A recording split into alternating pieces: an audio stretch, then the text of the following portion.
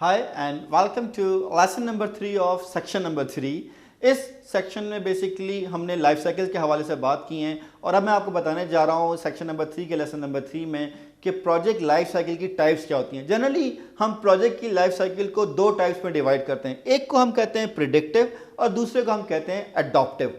Predictive का मतलब ये है कि ये उस तरह के प्रोजेक्ट्स में मेनली इंप्लीमेंट होगी जहां मुझे स्कोप पता है और मैं हर फेज का रिजल्ट जो है वो बेसिकली प्रिडिक्ट कर सकता हूं। प्रिडिक्टिव लाइफ साइकिल को हम बेसिकली प्लान ड्रिवन भी कह सकते हैं और अक्सर हम कहते हैं प्रिडिक्टिव लाइफ साइकिल को हम कहते हैं बिग एफर्ट अपफ्रंट प्लानिंग की। हमें पहले पूरी डिटेल जो है वो प्लानिंग करनी पड़ेगी। जैसे फर्ज करें आपको कोई ब्रिज बनाना है, आप ये तो ना कहेंगे कि जनाब थोड़ी देर बना लेता हूँ फिर चेक करता हूँ क्या रिजल्ट आएगा। आप पूरी प्लानिंग करेंगे, उसकी स्ट्रेंथ चेक करेंगे, उसकी स्टेबिलिटी चेक करेंगे, उसकी वैल्यू चेक करेंगे, तब आप अगले फेजेस की तरफ जाएंगे। इसी तरह अगर आपको फर्ज करें कोई डैम बनाना है या मैटर ऑफ फैक्ट कोई ब्रिज बनाना है या मैटर ऑफ फैक्ट कुछ कोई आपको फर्ज करें कोई घर बनाना है, तो आप ये नहीं कहेंगे यार फर्स्ट फ्लोर बनाने के बाद हम वेट करेंगे, अच्छा यार आप फर्स्ट फ्लोर बन गए, एक काम करते हैं ज़रा सेकंड फ्लोर को थोड़ा यूं कर देते हैं या सेकंड फ्लोर में वॉशरूम को यहाँ की बजाय यहाँ कर देते हैं।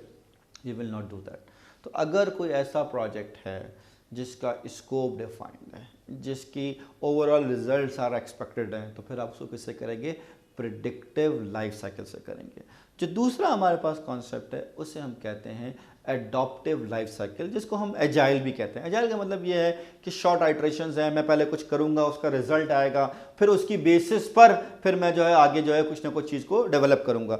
तो जो हमारे पास एडॉप्टिव लाइफ साइकिल है उसमें बेसिकली हम क्या करते हैं कि हम मल्टीपल शॉर्ट आइट्रेशंस रन करते हैं, हर आइट्रेशन में रिजल्ट आता है और फिर अगली आइट्रेशन को जो है उस पर हम बिल्ड कर रहे होते हैं और हम उससे रिव्यू ले रहे होते हैं। मोस्टली आप देखिए सॉफ्टवेयर डेवलपमेंट में, प्रोडक्ट डेवलपमेंट में जो है हम इसको यूज़ करते हैं। जैसे एग्जाम्पल के तौर पर जिस वक्त फेसबुक बना था उसको तो नहीं पता था कि वो क्या क्या फंक्शनलिटीज प्रोवाइड करेगा, या जो लिंक्डइन था उस वक्त तो नहीं पता था कि जनाब जो उन्होंने कुछ डेवलप किया, बनाया, कुछ रिजल्ट देखा फिर आगे निकल गए, इसी तरह कुछ देखा, कुछ बनाया, फिर आगे निकल गए। तो आपने कहा हमने मल्टीपल आइट्रेशंस किए हैं, हम चेंज ड्रिवन हैं, हम चेंजेस को एक्सेप्ट करते रहेंगे, इनकॉर्पोरेट करते रहेंगे, रिजल्ट देखते रहेंगे, आगे बढ़ते रहेंगे, इनकॉर्पोरेट करते रहेंगे, रिजल्ट देखते रहेंगे हम और आगे बढ़ते रहेंगे। अगर मैं नटशल में ये कहूँ कि जी प्रिडिक्टिव और एडॉप्टिव का फ़र्क क्या है, तो हमने कहा जी प्रिडिक्टिव जो है वो प्लान ड्रिवन है, एडॉप्टिव जो है वो चेंज ड्रिवन है। प्रिडिक्टिव में हम big effort up front planning कर रहे होते हैं, चेंज ड्रिवन में हाई लेवल प्लानिंग के बाद हम इसको काम शुरू कर रहे होते हैं।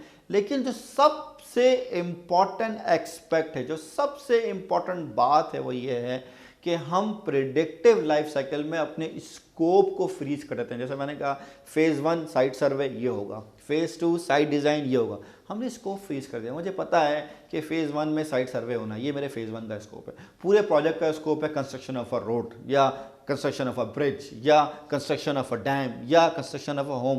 तो मैंने हर फेज़ का स्कोप डिफाइन कर दिया, पूरे प्रोजेक्ट का स्कोप डिफाइन कर दिया। अब क्या होगा, क्या तो वो स्कोप कंप्लीट नहीं हो पाएगा और मैं करूँगा मैं उस फेज़ के टाइम को बढ़ा दूंगा या फेज़ की जो है वो कॉस्ट को इन्हांस करूँगा कि भाई कुछ ना कुछ जल्दी काम हो जाए।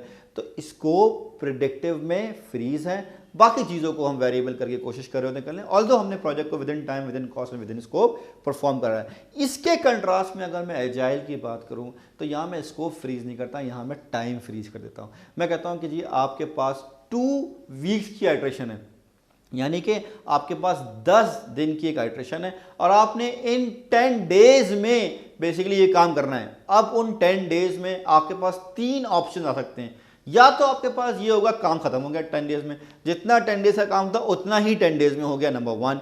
नंबर 2 ये है कि आप काम कर रहे थे और आपसे काम नहीं हुआ, तो ये नहीं होगा कि जनाब 10 डेज को 12 डेज में या 13 डेज में कन्वर्ट कर देंगे। कहेंगे जनाब आपने 10 डेज में फर्स्ट करें 10 आइटम्स करने थे, 10 में से आपने 8 कर लिए, 2 आपके रह गए, आपको 2 दिन एक्स्ट्रा नहीं मिलेंगे या 3 दिन एक्स्ट्रा नहीं मिलेंगे, बस यहीं क्लोज कर दें। या तो काम पूरा कंप्लीट हो गया, यानी कि 10 आइटम्स थे 10 कंप्लीट हो गए, या पूरा नहीं हुआ, जो नहीं हुआ, जो पार्ट रह गया वो अगली आइटरेशन में क्या हो जाएगा, कैरी फॉरवर्ड हो जाएगा। और तीसरा ऑप्शन ये है कि आप काम कर रहे थे, 10 दिन थे, 10 दिन थे और 10 आइटम्स थे और आपने वो 10 आइटम 7 दिनों में कंप्लीट कर लिए। अगर आपने वो 10 आइटम 7 दिनों में कंप्लीट कर लिए तो इसका मतलब ये नहीं कि 3 दिन की छुट्टी, वो कहेंगे काम करें, यू हैव 10 डेज आइट्रेशन, कुछ काम और ले लें, 2 आइटम 3 आइटम जो भी आप समझते हैं आपकी कैपेबिलिटी है, आपकी टीम की वेलोसिटी है, और वो फिर आप उन 3 दिनों में कंप्लीट करेंगे।